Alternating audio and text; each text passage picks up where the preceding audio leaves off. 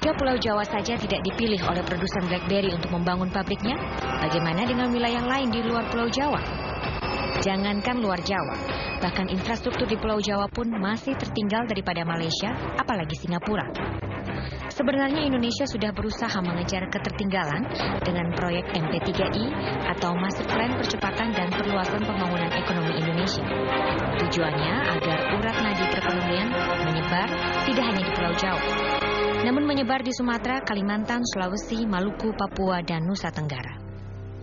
Tapi apa daya, SDM terampil masih terpusat di Jawa. Membangun infrastruktur di luar Jawa pun juga mahal, tidak terjangkau APBN. Sedangkan swasta harus berpikir 2 kali.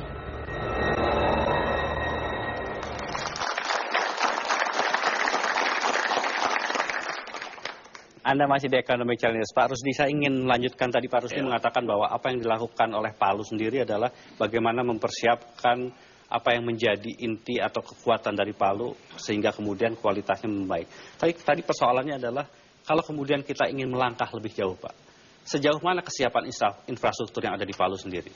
Ya, saya dengan dukungan dari Departemen Perindustrian untuk kawasan itu, kita mulai buat master plan-nya, DED-nya. Ya, kita tidak bertahap saja.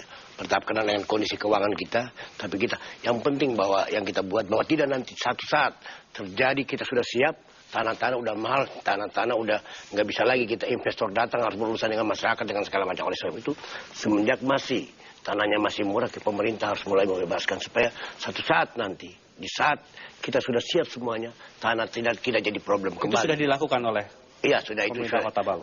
Sudah dilakukan pemerintah Kota Pak Dedi, kalau kemudian belajar dari pengalaman yang terjadi di Palu, sejauh mana sih pemerintah itu memberikan perhatian kepada perkembangan khususnya infrastruktur di daerah itu sendiri?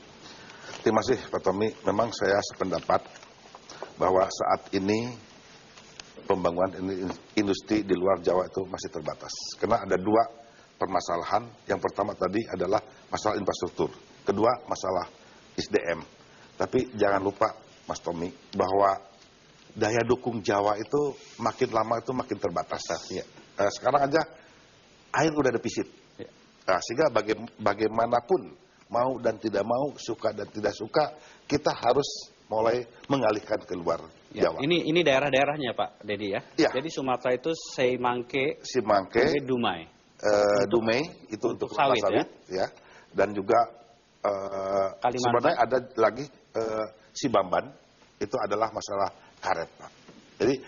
Jadi kita lakukan dengan cara apa? Dengan cara fokus Pak. Karena tidak mungkin kita serentak di luar Jawa membangun infrastruktur, di mana pemerintah satu masih terbatas dana mengenai infrastruktur dan juga swasta juga masih. Jadi infrastrukturnya akan disesuaikan dengan komoditasnya ya Pak? Ya, komoditas dan juga prioritas. Jadi prioritas. Sekarang ini kita hanya mengembangkan untuk kelapa sawit. Simangke, untuk Sumatera. Ya. Simangke dengan Dumai. Kalau Kalimantan fokus kepada tambang. Besi baja. Kalau Sulawesi Pak? Sulawesi ke kakao Pak. Jadi pertanian di Sulawesi ya? Pertanian di Sulawesi. Jawa sendiri? Jawa sendiri adalah industri, ke depan itu harus industri-industri yang punya teknologi tinggi Pak.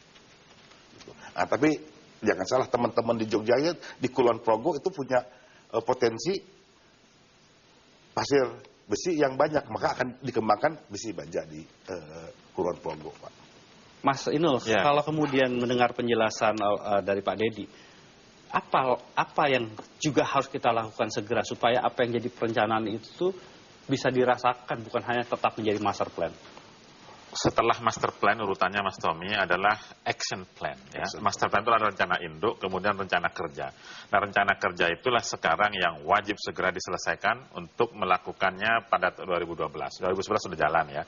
Nah, Pak Dedi saya sampaikan ada beberapa fokus di masing-masing koridor.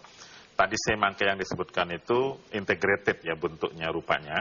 Jadi sawit itu bagaimana caranya diolah, ditingkatkan nilai tambahnya, menyerap tenaga kerja, dan berinovasi berteknologi tinggi. Baru kita berbicara menuju negara industri yang maju ke depan. Sama, demikian juga karet, demikian juga kakao.